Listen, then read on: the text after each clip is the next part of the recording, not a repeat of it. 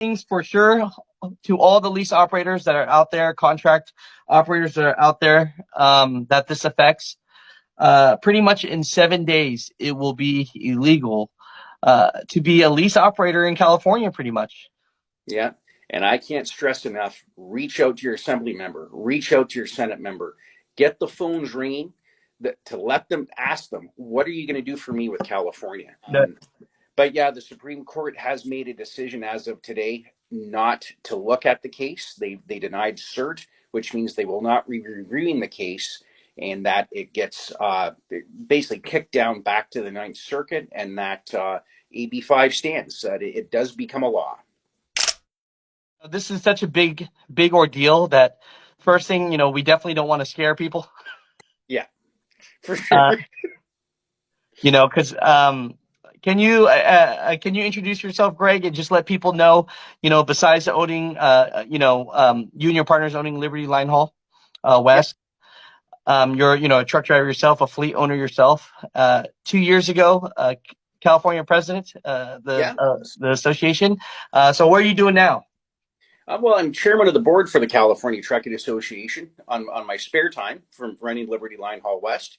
And just that's my position here now with the association for the next year. Of course, been involved for years and years with the CTA to try to stay ahead of issues coming at us in trucking. And we've had a big one issue put in front of us here today, Alex. You know, um, for everyone to understand this, the word owner operator sometimes gets thrown around kind of loosely.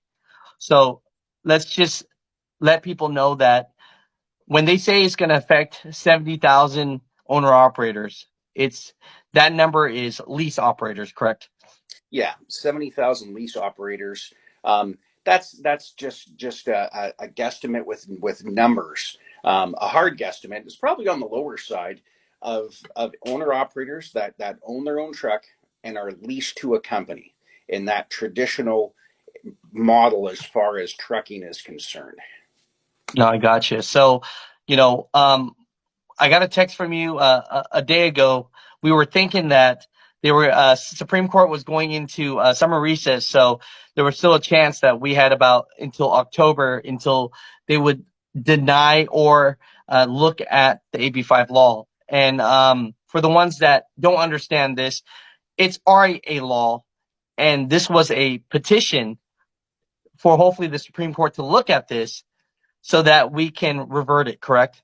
Yes, there's two different decisions made in the country by two different federal circuit courts. So it was going to the Supreme Court to say which decision are you going to go with here, because and it was the CTA, California Trucking Association, that took it that level on that journey to try to get the Supreme Court to look at it, and we got notice here today. But yeah, the Supreme Court has made a decision as of today not to look at the case. They denied cert, which means they will not be reviewing the case, and that it gets basically kicked down back to the Ninth Circuit, and that AB 5 stands. That it does become a law. So what does that mean today? If you're a lease operator, there's a couple things that people are worried about. For one, a lot of people in California are lease operators, just like everywhere else in the states. But if they were talking about supply chain issues, bottlenecks with the ports before, I mean, majority of those guys and gals are lease operators, right? Absolutely. Yes. And what that means is 7 days from today, AB 5 does become the law of the land. That technically, to be a leased operator to a motor carrier, to do business with the same type of business that the other company's in, that becomes illegal unless you're carved out. And this is one thing with AB 5. There's there's over 100 carve outs of different industries that got out of this law. Attorneys, doctors, all got carved out here, right? First off, real estate agents, so many different facets because this law was meant for trucking. That's what it's meant for, and an attack on our industry. Well, going forward, right now we have 7 days till, like I say, it becomes law of the land. Several California-based carriers, I'm sure, are looking at this hard, and in the next few days, have to make some hard decisions what they're going to do. Everybody's got their own business model, and everybody has their own ability to absorb risk. Like, what is the risk as far as being caught is concerned? This isn't something that's going to be enforced on a level of DOT at a scale. That's not where it's going to be enforced. It's going to be enforced through an audit process by labor entities.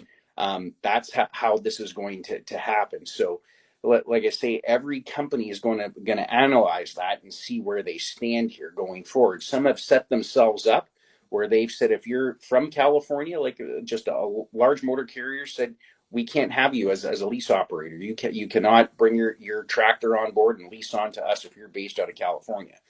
Some have made that decision prior to make sure that they could absorb what's happening here today. Others didn't. So So let's have this conversation because I had a good conversation with my buddy that owns a fleet outside of California, which he's blessed to own one at the moment, right? yeah. And you yourself, you actually your company's in California, but all your guys are W-2 or W-9, correct? Well, I've got a handful of owner operators, and these were all company drivers that wanted to become owner operators, and it's a very small amount, but we have to look at what we're going to do risk wise going forward. Just we've been given our own counsel of what to do, but technically, what those guys do right as in 7 days is going to be illegal because they're leased on to us on operate under our authority. It's their own truck. They went out and purchased, got financing, did their whole Wow. deal, and we got to look ourselves at what we're going to be doing as a company.